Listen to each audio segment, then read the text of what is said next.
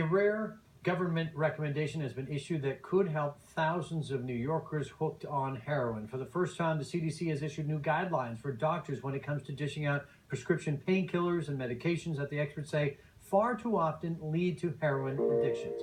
News 12's Tara Rosenblum has details in this latest Hooked on Heroin report.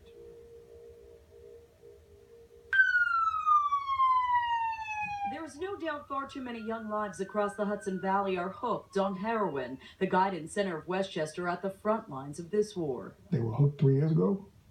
They're hooked even more now. My census was 238 when you met with me last. It's 247 now, and it's climbing. We began our coverage of the epidemic in 2013 with the help of director Donald Johnson, and he says the crisis has only grown worse due to the overprescribing of pain medications. It's worse. It's worse. Because before, you just had to deal with the El Chapos of society, the big drug dealers pushing drugs to the community. Now you got to deal with the El Chapos and the doctors. So some of our physicians push as much narcotic as El Chapo. But now, sweeping new guidelines from the nation's top federal health agency are giving recovery centers like this one, not to mention family members of addicts, new hope.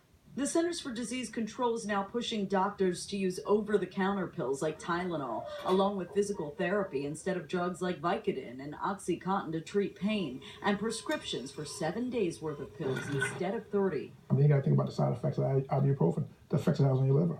It's very damaging to the liver.